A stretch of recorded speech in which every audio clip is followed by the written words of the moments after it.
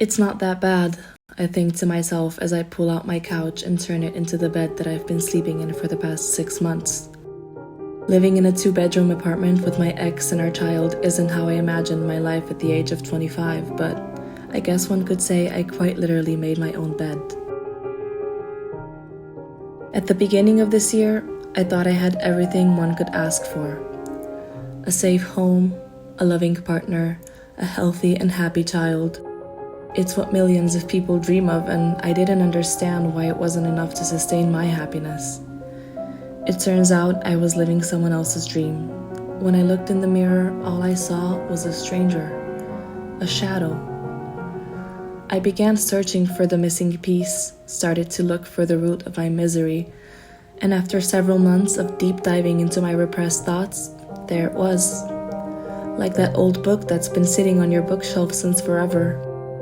You know it's there, you know exactly what it's about, but you've never taken the time to truly read it. Teenage me skipped through the pages of that book when she came out to her friends as bisexual, but placed it right back on the shelf and resorted to exclusively dating men. I try not to blame her for this. Coming from a deeply homophobic family, I had to be strong and brave enough before coming out of the closet.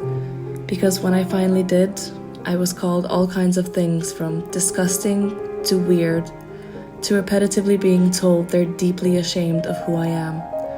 My own mother even tried to scare me by saying that social services will take my child from me like it's the 1950s or something.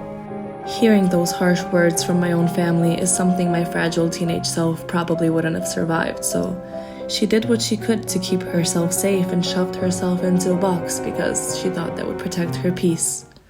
And for a while, it did. At the age of 22, I was a broke university student who found herself navigating an unplanned pregnancy in a new relationship. I dropped out of school. Motherhood hit me like a train at full speed and didn't give me a single second to stop and remember myself.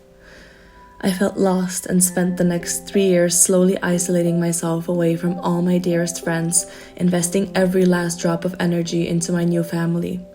Thinking if I only tried hard enough, this kind of life would eventually make me fulfilled. And although the love I feel when I look into my daughter's eyes is the deepest form of affection I've ever imagined, love on its own sadly isn't enough to pull you out of depression. It was time to figure it out and confess my deepest, most guarded feelings and thoughts.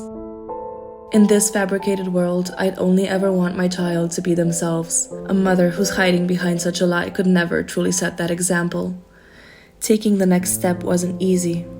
I remember thinking, if I go through with this, the next couple of months might be the hardest period of my life so far.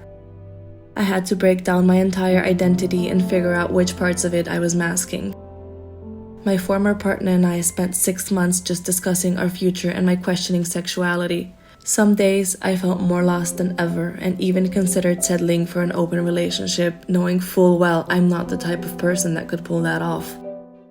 Then, one morning in July, I found myself uncontrollably crying in the grocery store parking lot after seeing a loving lesbian couple out shopping. It's very random, but this ended up being the breaking point that triggered something in me and immediately made me stop questioning myself.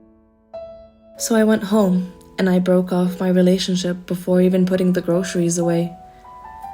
The breakup was followed by many weeks of pain and guilt. My actions deeply hurt the man I had loved and cared about for the past 3 years, and his words were hurting me back. But despite all the arguing, I had faith we would find our way to being friends again. There wasn't a single second of regret for finally getting those words out. I am a lesbian, and for the first time in forever, I felt like I was on the right path. The right path isn't always the most comfortable one. Mine came with extreme financial struggles. Christmas will have to be modest this year, and I'm in desperate need of a new job. Despite my parents slowly coming to terms with who I am, it might take years to rebuild a good connection with them. I found myself in the most intense existential crisis I've ever experienced. Still, I wouldn't change a thing about 2024. It will be remembered fondly as that one year I escaped the comfort zone that was preventing my growth. That one year I started therapy and finally got my ADHD diagnosed and medicated. That one year, I rebuilt strong connections with all my favorite old friends after disappearing out of their lives for 3 years. Now, some of them have jokingly called my current life chaotic and slightly terrifying, and I agree. I feel the discomfort of it deep in my bones every passing day. But hey, a couple of months of sleeping on the couch really is nothing when compared to a lifelong dream of truly being yourself.